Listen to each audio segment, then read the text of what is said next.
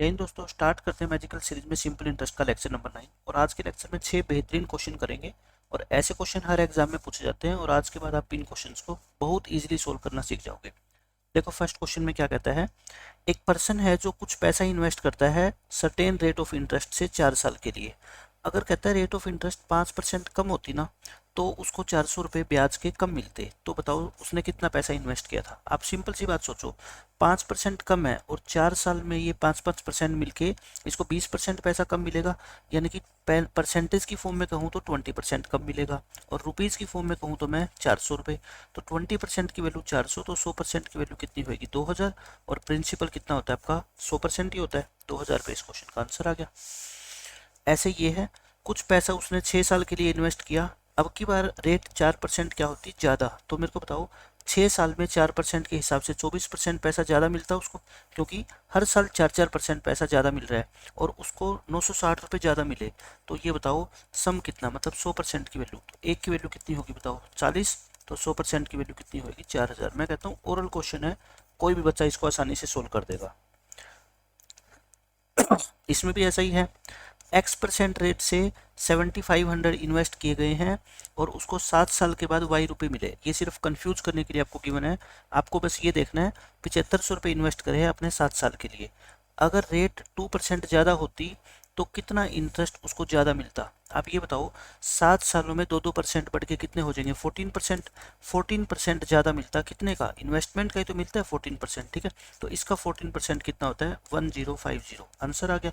ये x Y आपको सिर्फ कंफ्यूज करने के लिए गिवन है।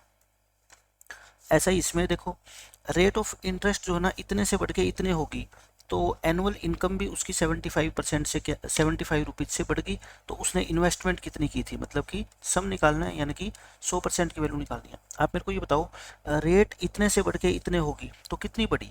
देखो 5/8 से 18 होने में 3/8 तो ये बढ़ गई है ना, और फिर 18 एंड 1/8 है तो 1/8 ये बढ़ गई, यानी कि 4/8। कहने का मतलब रेट आधा परसेंट बढ़ गई और इस आधे परसेंट की वजह से उसकी इनकम बढ़ गई कितना 75। 1% की वैल्यू कितनी होगी 150। तो 100% की वैल्यू कितनी होगी बताओ 15,000।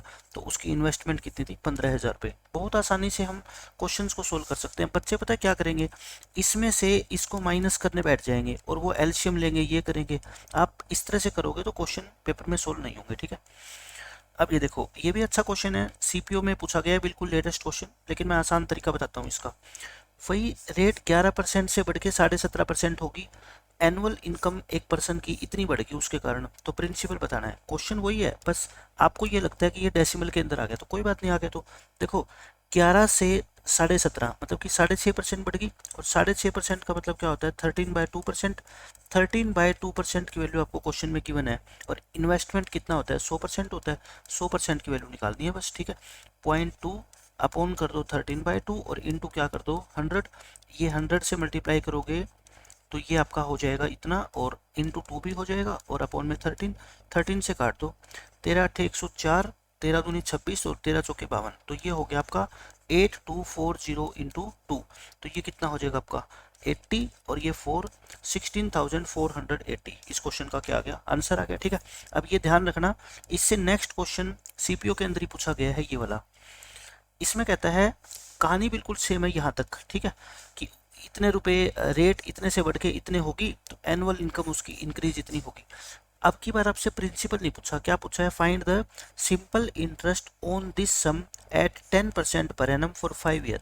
आप मेरे को बताओ पिछले क्वेश्चन में हमारा आंसर क्या आया था 16,480 आया था। ये तो क्या है आपका प्रिंसिपल है, लेकिन आपको 10% की रेट से 5 साल का इंटरेस्ट यानी कि 50% हो गया। तो कहने का मतलब इसका अपने को क्या निकालना है 50%। और 50% का मतलब क्या होता है आधा होता है, तो यानी कि 8240 रुपये आ जाएगा। ठीक है, तो दोनों क्वेश्चन एक जैसे हैं बिल्कुल।